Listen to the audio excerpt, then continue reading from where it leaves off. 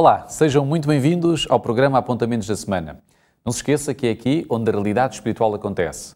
Por isso, prepare o seu coração, chame os seus amigos, abra a sua Bíblia e arranje forma de tomar notas porque o apontamento já está no ar. Está bem assim?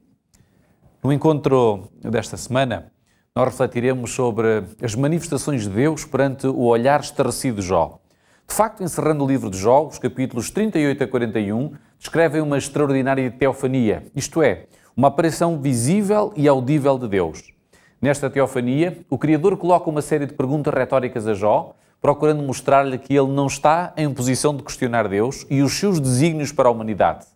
No seu monólogo, Deus surge caracterizado como o Criador omnipotente e omnisciente, que detém o controle sobre toda a criação e cujos desígnios estão para além da compreensão humana.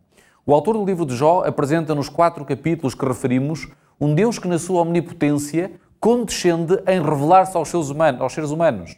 Assim, neste programa, vamos analisar em profundidade o significado da teofania que encerra o livro de Jó. Mas, antes de mais, devemos referir que a teofania em que culmina o livro de Jó mostra que o nosso Deus não é um Deus distante que criou o nosso mundo e depois nos deixou entregues a nós mesmos. Na verdade, a manifestação reveladora de Deus aos homens, e neste caso a Jó, mostra que o velho conflito entre a visão do mundo teísta e a visão do mundo deísta deve ser resolvido em favor dos teístas. Provavelmente estará neste momento a interrogar-se: que conflito é este e o que é que nós entendemos por teísmo e deísmo? Comecemos por definir cada um dos termos. Por deísmo entende-se a posição teológica e filosófica que afirma existir um Deus Criador como causa primeira do universo, mas que rejeita como falsas todas as religiões, como o cristianismo ou o islão, que se apresentam como estando baseadas numa revelação proveniente desse Deus. De facto, para o deísmo, o uso da razão e da observação do mundo natural é suficiente para determinar a existência de Deus.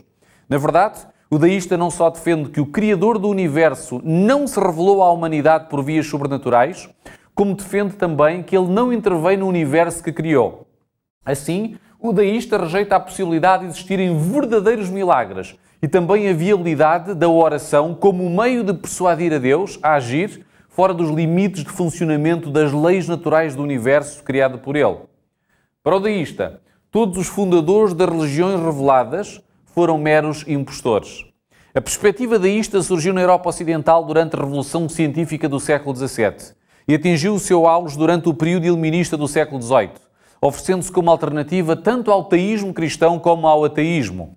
Por teísmo, entende-se a posição teológica e filosófica que afirma a existência de um Deus Criador imanente que não só criou o universo como se revelou à humanidade através de porta-vozes humanos. Portanto, o teísta crê que, pelo menos, uma determinada religião existente é a revelação autêntica do Deus Criador.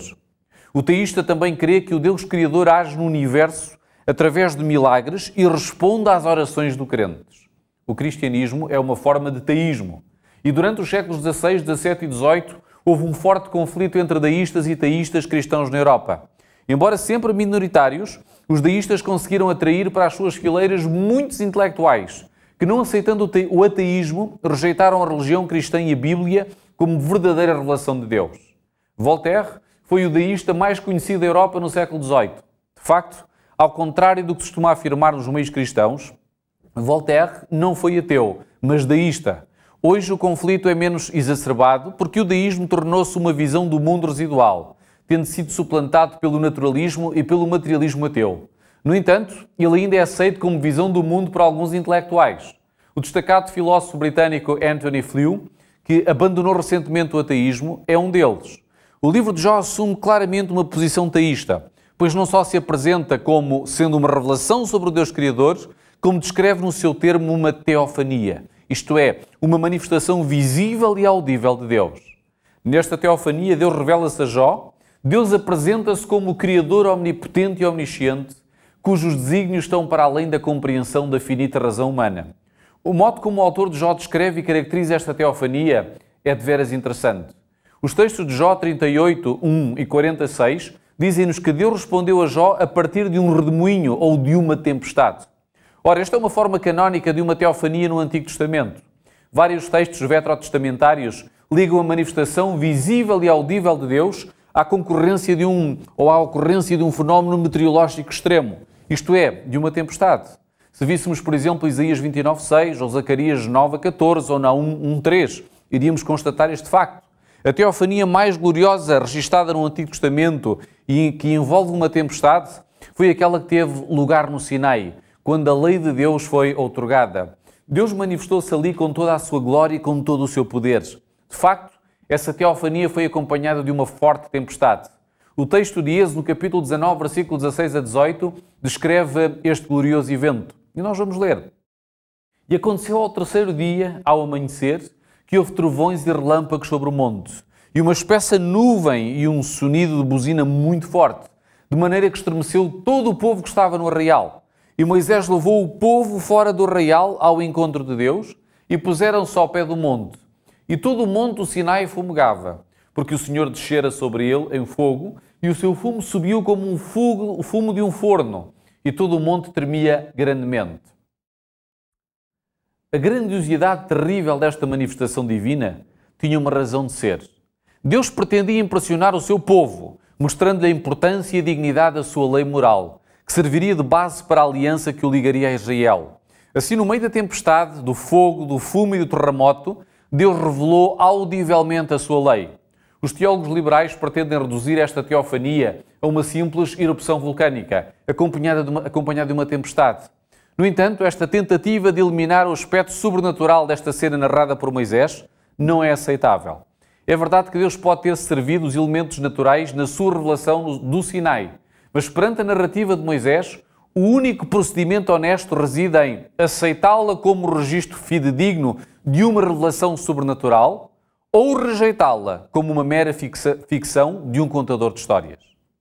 Se aceitarmos a Bíblia como uma verdadeira revelação de Deus, certamente escolheremos a primeira opção. Outra teofania gloriosa que envolveu uma tempestade é aquela testemunhada pelo profeta Ezequiel.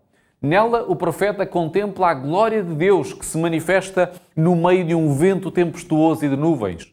O texto encontra-se em Ezequiel no capítulo 1, versículos 1-4, versículos 26 e 28, e diz resumidamente o seguinte: E aconteceu no 30º ano, no 4º mês, no dia 5º do mês, que estando eu no meio dos cativos, junto ao rio Quebar, se abriram os céus e ouvi visões de Deus. Olhei, e eis que um vento tempestuoso vinha do norte, e uma grande nuvem com um fogo a revolver-se, e um resplendor ao redor dela, e no meio uma coisa como de cor de ambar, que saía de entre o fogo. E por cima do firmamento que estava por cima das suas cabeças, havia uma semelhança de trono, como de safira. E sobre a semelhança do trono havia como que a semelhança de um homem no alto sobre ele. Como o aspecto do arco que aparece na nuvem no dia da chuva, assim era o aspecto do resplendor em redor. Este era o aspecto da semelhança da glória do Senhor. E vendo isto, caí sobre o meu rosto e ouvi a voz de quem falava. Ora, esta gloriosa teofania marca o chamado de Ezequiel para o ministério do profeta. E através dela Deus conduz o profeta para uma nova intuição sobre o divino, para uma nova experiência do sobrenatural e para a assunção de novas responsabilidades. Ezequiel contempla o trono móvel de Deus que vem do norte, porque esse ponto cardeal estava associado com a morada divina. Este trono é azul celeste como a safira. Este é o clímax da teofania, pois o profeta vê então o próprio Deus envolto na sua glória. E perante esta visão de Deus, tomado de um senso de temor e de espanto, Ezequiel lança-se por terra em adoração. Esta é a atitude previsível perante uma extraordinária teofania. Esta teofania deu a Ezequiel a certeza da autenticidade da sua vocação para o ministério profético, conferindo à sua mensagem a autoridade do próprio Deus. Mas regressemos ao livro de Jó. Ao aparecer a Jó a partir de um redemoinho ou de uma tempestade, Deus não apenas se manifestou ao homem do modo que será usual na futura história da relação do Senhor com o seu povo, como também se revelou como o Criador do nosso mundo. Mais do que isso, Deus revelou-se como um Criador interventivo, que não abandonou a sua criação, mas que zela por ela. Assim, na controvérsia entre deístas e teístas, o autor do livro de Jó coloca-se claramente do lado dos teístas. Está a chegar o momento de realizarmos a conclusão. É neste sentido, a escritora americana Ellen White afirma na sua obra Patriarcas e Profetas: os que duvidam da exatidão dos registros do Antigo e Novo Testamento serão levados a um passo mais. Duvidarão da existência de Deus e então, tendo perdido a sua âncora, serão abandonados a baterem de um lado para o outro nas rochas da incredulidade. A Bíblia ainda hoje continua a ser uma carta magna de navegação no tormentoso mar da vida. A voz é humana, mas a palavra é de Deus. Em Cristo Jesus, a salvação está garantida. Vamos fazer o seguinte. Eu vou orar por si dentro de momentos, mas depois gostaria de convidá-lo a procurar a Igreja Adventista do Sétimo Dia mais próximo da sua casa e poderá fazê-lo através do seguinte endereço. Vá até lá, diga que é convidado especial do programa, nosso convidado de honra. Ali vai receber acompanhamento espiritual, poderá esclarecer algumas dúvidas que podem ter surgido durante esta emissão e com certeza que vai iniciar a sua preparação para a vida eterna. Felicito pela sua decisão. Vamos orar. Bom e amoroso Pai, te agradecemos pela revelação que tu fazes do teu caráter e dos princípios do mesmo através da Sagrada Escritura. Te pedimos que nos ajudes na construção deste alicerce espiritual, sendo tu o fundamento da nossa fé, para que possamos entender que tu és um Deus mantenedor, és um Deus interventivo e não o Deus distante, o Deus deísta. E por isso te suplicamos que nos ajudes a construir este relacionamento de proximidade contigo, sabendo que tu és um Deus de confiança, sabendo que és um Deus que se preocupa com os pequeninos, mas também com os grandes detalhes da nossa vida. Ajuda-nos a entrar neste pacto e neste relacionamento. No teu nome, pedimos e agradecemos todas estas bênçãos. Amém, Senhor.